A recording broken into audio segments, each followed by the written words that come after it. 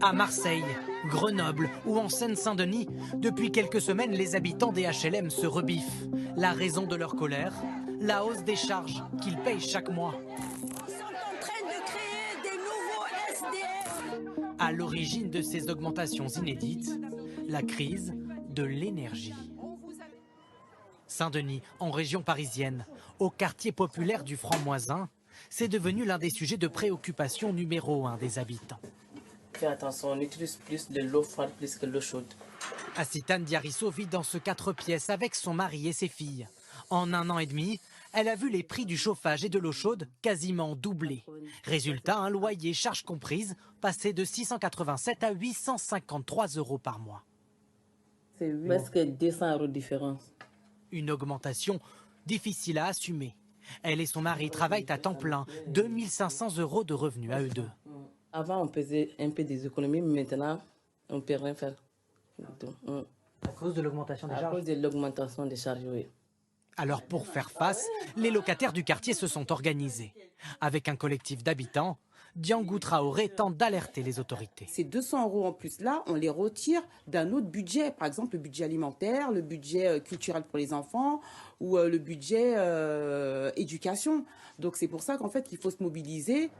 Vendredi dernier, ils étaient une cinquantaine du quartier à s'être déplacés jusqu'au siège de l'office HLM pour dire stop à ces hausses de charges. Impossible, répond le bailleur, obligé, dit-il, de répercuter, au moins en partie, la hausse des tarifs de l'énergie.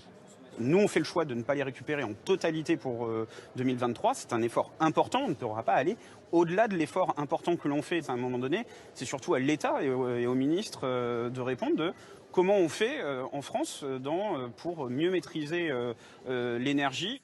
Alors l'État protège-t-il suffisamment les locataires HLM? Dans un premier temps, le bouclier tarifaire ne concernait pas les bailleurs sociaux. Résultat, leurs factures ont explosé. Depuis, l'État a revu sa copie, mais pour Emmanuel Cos, qui représente les offices HLM, leurs locataires restent moins protégés que la plupart des Français. Les locataires HLM bénéficient d'une partie du bouclier tarifaire, mais ce n'est pas à 100%. C'est-à-dire que lorsqu'on a acheté l'énergie à un niveau de prix très fort, nous ne sommes pas couverts. Et donc il y a un delta qui n'est pas pris en charge et qui demain sera certainement payé par les locataires. Contacté, le ministère du Logement assure que le bouclier tarifaire limite largement les hausses de charges, mais reconnaît qu'il ne permet pas de compenser toutes les augmentations subies par les offices HLM, au risque de voir s'envoler les impayés. Les associations comme celle-ci l'assurent, les permanences d'aide aux locataires sont pleines. On a eu une première lettre d'augmentation au niveau du chauffage. Tous redoutent que ces hausses de charges ne débouchent sur des expulsions. On en est à un point où c'est qu'on dit aux gens, vous payez ce que vous pouvez, et le reste, on négocie avec les bailleurs pour qu'il n'y ait pas de procédure. Naturellement, ils auront des conséquences par la suite, parce qu'il y aura des wagons complets de gens qui ne pourront pas payer et on va les expulser. D'après une enquête menée en décembre, le nombre d'impayés dans les logements sociaux a déjà augmenté de 10% sur 1 an.